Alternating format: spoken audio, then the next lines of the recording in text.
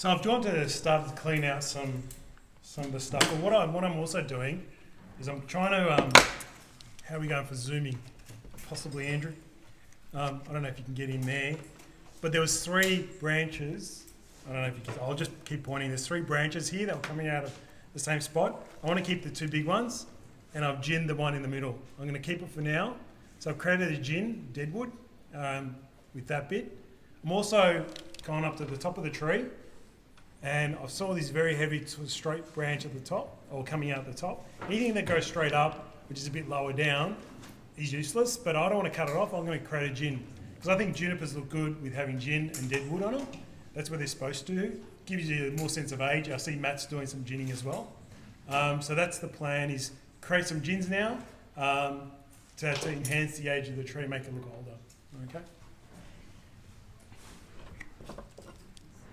And it's very easy to gin. So if you got some, so key things, some tools, branch cutters, essential for bonsai. No matter what, you need a pair of branch cutters. I use my gin pliers or any pliers to do some deadwood work. So you can see how I strip the bark off this branch.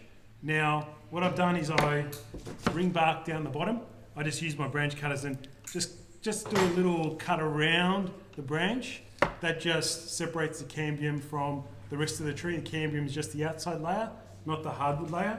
And then I just come in and crush it with these pliers. So as we go, so just crush them. You can use any pliers, but I use my gin pliers because that's what they're for, gin pliers. Makes sense. You crush it enough, work your way from the top down to the bottom. I don't know if I'll keep this, but I'm at least going to try. I'm just going to see if I can keep this and leave it alone and see if it stays and makes a good, image of a tree. So then you just peel it with your hands. Probably not going to be that long, not as long as I've created, but look how easy that was. If you can see that, hopefully, Andrew. You can just peel it with your hands. It just comes right off. But once you crushed it.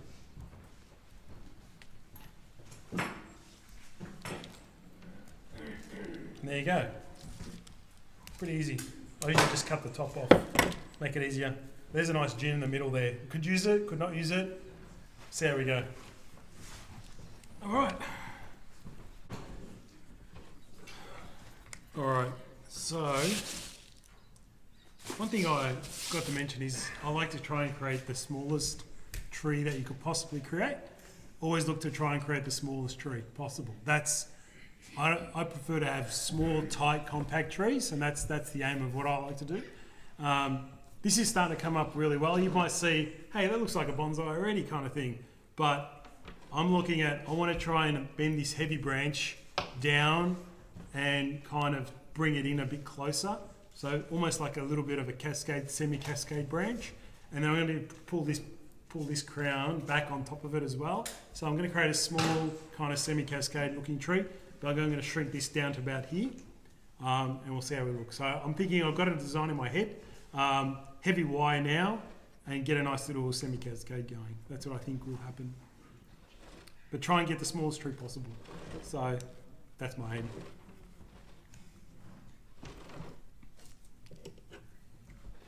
And sometimes you just got very, very long branches. So you can see, sorry Andrew, but you can see some of these long ones now.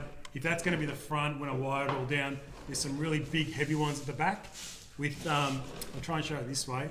So I don't know, Andrew, if you can see, but there's no real foliage at all, and the foliage is at the tip. So when you have that, either the only way you can resolve that is to twist it and bend it on itself and get it really nice and tight, or create a gin. So I'm going to create a gin. Don't need to twist and bend it into tightness because it's at the back. The back is just to give you depth. You don't need such long branches at the back. You just need a bit to give you depth. So that's another thing with bonsai. You see if you have a look at the trees, a lot of the back branches are just not that long. They're just enough to give you that depth, and it fulfills the 3-dimensional look. So that's why sometimes you'll see the back branches are always the shortest, and the reason why I'm going to have to actually gin this one off as well. I might keep this one. It suits the tree and suits the look, so we'll see how we go with that. I think that's my next step. Can you wire a gin if you need to? Yes, as soon as you make the gin, so it's nice and fresh, you can wire it up and set it in position, and it will just dry out over time and it'll set in that position. So very good question, Ted. Does that make sense? So I've ginned this. So for example, I've ginned this, and if I wanted to, I can bend and twist it, putting wire on it, bend and twist it, and in like a few months' time, it's really dried and died off. And if I take the wire off, it's just set in place. So if you really wanted to, yeah, can be done. All right, so I've just put some 6mm wire. So it's 6mm wire. So it's fairly heavy. I've wired the main branch, that cascading branch, and the trunk. So you can see I've wired them. Now the trick with this is, okay, so that's the front. That will be ultimately the front. So I don't know if Andrew can zoom, sorry. But the end of that wire, see that the tip is pointing at you? The tip goes underneath and it's pointing at you. So if I want to bend the wire that way, it's pointing. So I want to bend the branch towards you guys. So that's why that wire, cut wire, is pointing at you guys. Does that make sense? So if it comes underneath and it points at you, that's the direction I'm going to bend. So that's the direction I wired the tree. I've also made sure that I'm wiring that. This point, where's this pointing at you? At you guys again. So I'm making sure that when I wire it, the wire direction is going to naturally force the tree that way. Does that make sense? So I'm not fighting against the wire and the branch in the way it moves. So that's the main bit wired now. That's the main trunk's wired. So that's good. Now I'm just going to try and bend it with a bit of force, see if it holds. I think it will. I think it's going to be okay. Just looking for making sure it doesn't tear, making sure the trunk doesn't tear, making sure that the bark doesn't tear. So just keeping an eye out, okay? So that's what I'm going to do now. David, he was talking about maybe turning that other branch into a really crazy bend and twist, but you went to gin for this. Yeah. If you were going to do all the craziness to it, what would you do? What would that process be? It would just be put wire on it and just put the wire really close together in terms of the spacing between the wire, and then just manipulate with my hand and bend and twist it into an unusual shape. I do that quite a bit with my Shimpaku, and I video it, so it's on YouTube. But I do that all the time because in 6 months to a year time, that twisted up branch will become nice, will be fattened up, and actually will fit that shape. Then you can actually go gin it if you want and get rid of it, but you've got a really nice, kooky, crazy looking dead bit of deadwood, which looks really cool. Or you can make a tree out of it as well. No, not at all. Not for this stuff. I mean, raffia you need if you're going to do some. I reckon you need raffia if you're going to do some decent sized trunks. To be honest, I've done that with black pines where I even hollow out the middle bit, hollow out the deadwood. You put some wire in between, and then you raffia it, and there's all these different techniques. But that's where you want to talk about raffia when you're doing really big, heavy branches. For black pines, I do that raffia, usually black pines. But Shimpaku, I just find I can just do it. Even black pines, when they're young enough, you can put massive bends and twists in them without any raffia at all. You just have to keep the wire pretty much. If you're going to use aluminium, if you're going to do those crazy kind of twists and stuff, have the same size aluminium to the trunk you're going to do. I find it actually, and we'll put the wire pretty close. It actually naturally acts like raffia. Then it's all nice and close and tight. And when you start bending it, you can just make crazy shapes, and the trunk never splits. So that's the bit. The trunk will never split. It just takes practice. I mean, Han's a magician at it. He's the master at it. But I learned from him, and it's very easy once you get the hang of it to do that kind of work. Yeah.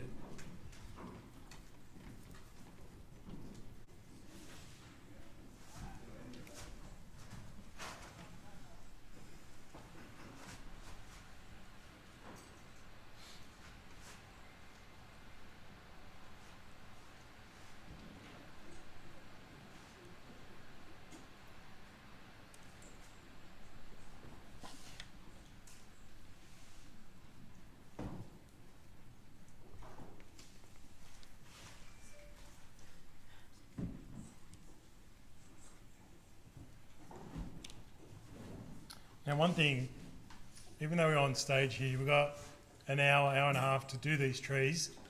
At home, these would take 3 to 4 hours to do, so don't rush. It's not about how fast you work, it's just get it right. So take your time. We're just doing this quickly because we have to do it quickly. You can't sit here for 3 or 4 hours. watching us do this. But yeah, 3 to 4 hours to do a tree like this is probably more normal than 1 to 1.5. Okay, so don't be overwhelmed by look how fast they did that, look how quick they did that. Nah, takes that extra time. Okay, so don't rush it like us. But we need to produce a result for you guys. So the other thing I didn't mention is, I don't know, I think we all did the same thing, but we always start at the bottom of the tree and work our way up when we start wiring. Very important. You always do the lower branches first. One of the main things is if you start up here, you keep knocking that out of the way when you're trying to do lower branches. That's one thing. But also you set the foundation with the lower branch. Once you set the lower branch, everything else will really come together really well. So that's one thing I do tend to normally do. Always start with the bottom branches.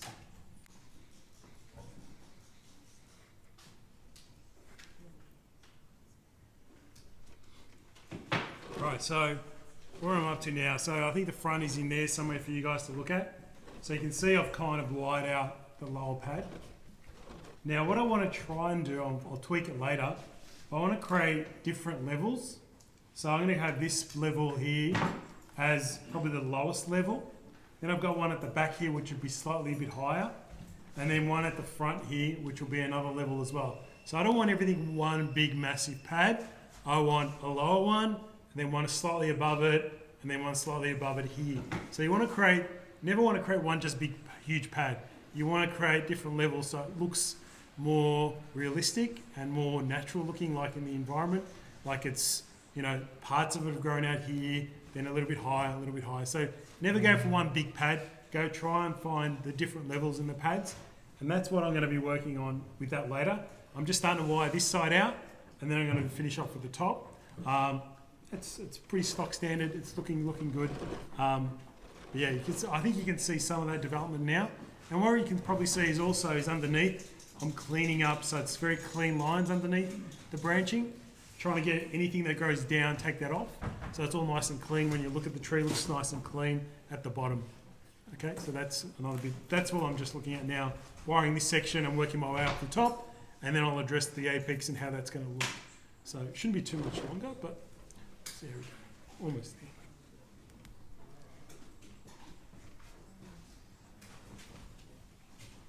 Ask questions if you want. I can see you put some wire on that gin. Oh yeah, I did too, sorry. Good one. So I did actually wire the gin. Because it was going straight up, I didn't like it. So I wired it to actually bend it in that direction. I might use it, might not. We'll leave it in there for now. So you can do it and you can. But remember it was a bit straighter. And now I've just bent it a bit more on an angle that way. Because it looked terrible when it was straight up. I wanted to go in the direction of the tree. I could try and push that a bit more. Thank you.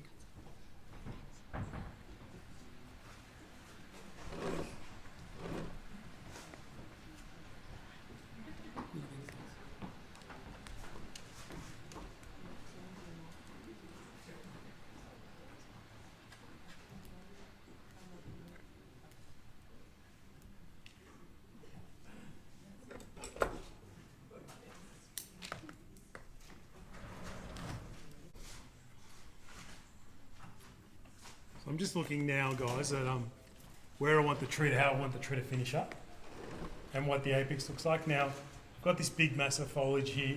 What you can do when you're styling trees is get a piece of cloth or something like that and cover a branch. So if I cover that up there, then I can see, that could be my new apex with all these little sub branches that I can wire and create a new tree. If I leave that, it's too much going that direction.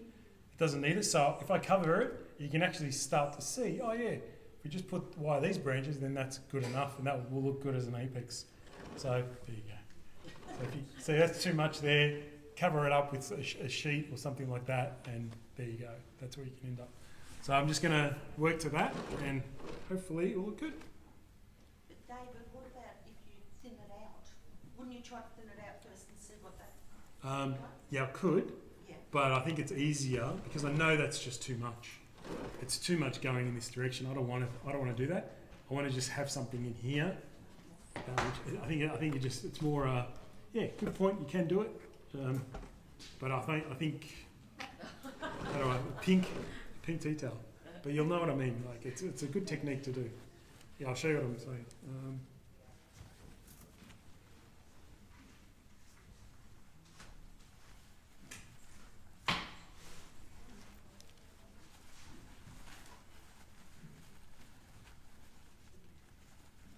Probably covered too many now. Yeah. Let's have a look.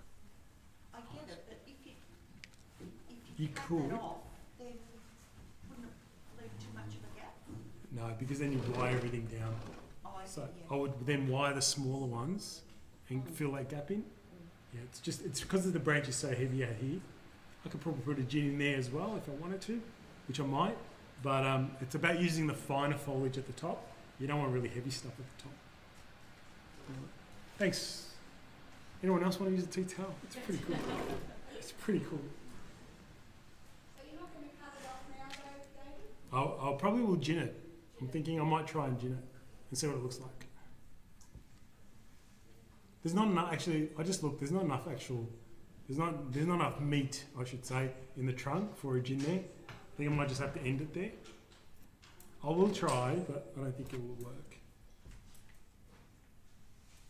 Do we have anything small? No, it's 1.5 is the smallest. Yeah.